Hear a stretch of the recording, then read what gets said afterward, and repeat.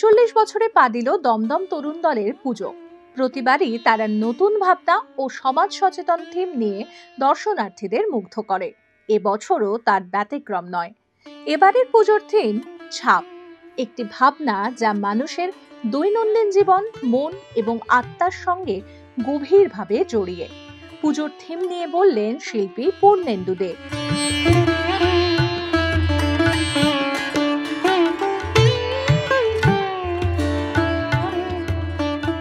৪৮তম বর্ষ তরুণ দলের 2025-এর থিমের কনসেপ্টের নাম দেওয়া হয়েছে ছাপ।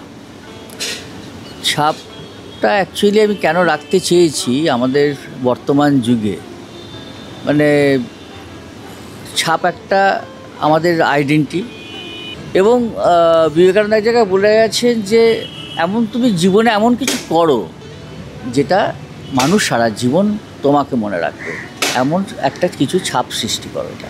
এইটাই আমার মূল উদ্দেশ্য।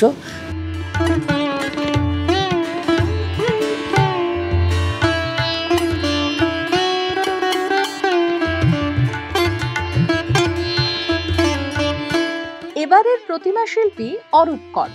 তাঁর তৈরি প্রতিমা প্রতিবারই দর্শনার্থীদের হৃদয় জয় করে। এবছরও তার শিল্পকর্ম থিমের সঙ্গে সামঞ্জস্য রেখে এক অভিনব রূপে প্রকাশ পাচ্ছে। ক্লাবের পক্ষ থেকে সামাজিক কাজকর্ম করা হয়, জানালেন পুজো কমিটির জয়েন্ট সেক্রেটারি শুভাশিস সেনগুপ্ত।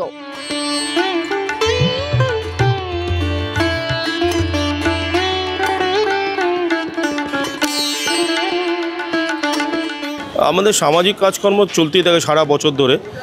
সাংস্কৃতিক প্রোগ্রাম আমাদের পুজোর সময় হয় না, পুজোর পর বিজয় সম্মেলনী যখন হয় তখন করা হয়। আসলে পুজোয় এত ভিড় বা এই সময় উদ্বোধনে যে প্রেশারটা থাকে আমাদের, তো সেই জায়গায় সাংস্কৃতিক প্রোগ্রাম করা হয় না, কিন্তু অবশ্যই বিজয় সম্মেলনীতে একটা হয়।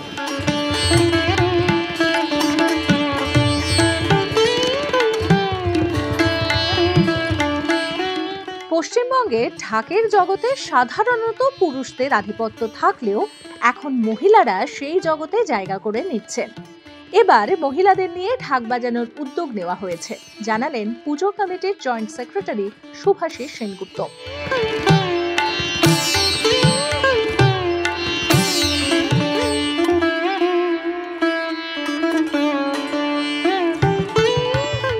মহিলা ঢাকি আমাদের হয়তো ব্যবস্থা করা হচ্ছে, এই বছর একটা প্ল্যানিং হয়েছে, তবে আশা করি কিছু তো নতুন কিছু থাকবেই। হ্যাঁ, আমাদের আগমনী বলে একটা পত্রিকা বেরায়, আমাদের এই অঞ্চলের কিছু গল্প, অঞ্চলের কিছু লেখক বা বাচ্চাদের হাতে ছবি দিয়ে আমাদের এই আগমনী বইটা বেরায় পুজোর সময়।